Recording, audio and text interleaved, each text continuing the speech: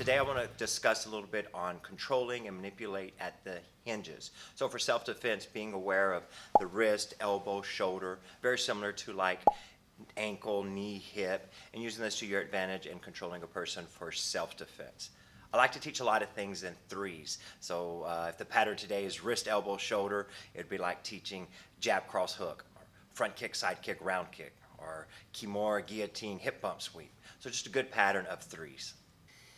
Okay, so in self-defense or fighting, I'm a fan, if had to be, then you strike, strike and go, right? So if the threat called for it in the situation, where we've tried all the other thing, then maybe the choice of left hook, right cross knee, you just have to strike and go.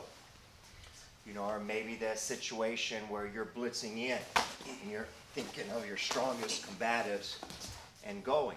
You do want to be aware of hitting closed-handed versus open-handed, but I think all of those things are for another video because my whole concept today are about the hinges, controlling wrist, elbow, shoulder. So maybe the methodology or the thought of this is a strong guy. Go ahead and straighten your arm here for a second. Okay, so I'm going to have a harder time moving him, but at the end of this, of course, you don't want to get hit, and there's always that chance. I'm able to move here, and the wrist controls the elbow, which controls the shoulder. So it's almost like drilling, like a speed bag. We just want to be able to work our way inside, all right, which is not always easy, but these are some great drills that are beneficial for that mind and hand coordination and, putting things where they're supposed to be.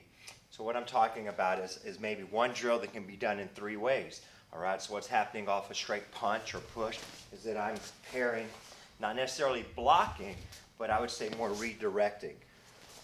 And always aware if there was another punch coming that you could, be inside to protect everything that would come from the outside.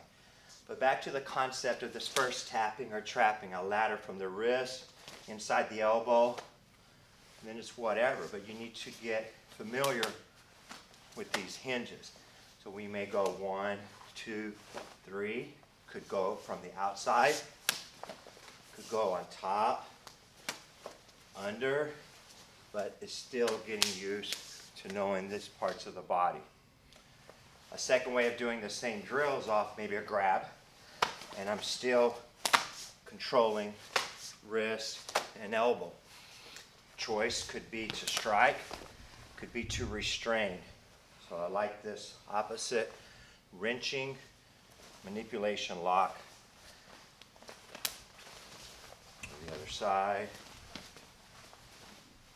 Just getting used to putting your hands where you want them to go, right here.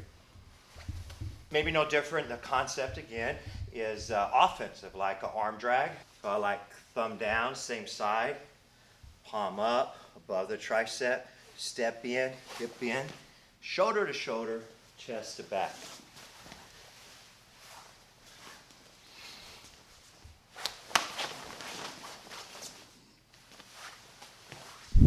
Like with everything, it's going to take some time, repetition, get the muscle memory, and just put some practice, man, time and effort, put some hours behind the training. Keeping it simple at the same time. Simple is best, although it can become complicated. It's just doing the basics in a more advanced way. Here are some examples that may advance that same thought. So we can go like off a lapel grab.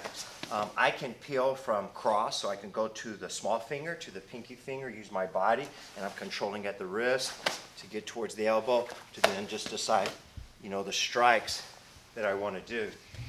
I could do the same thing from same side, plucking from the thumb to go to the elbow, or again to different strikes that I want to do.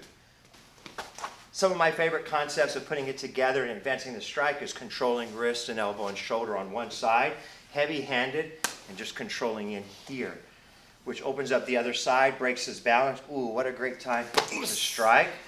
So this could be a 1, 2, or controlling this way. Here, head over heels.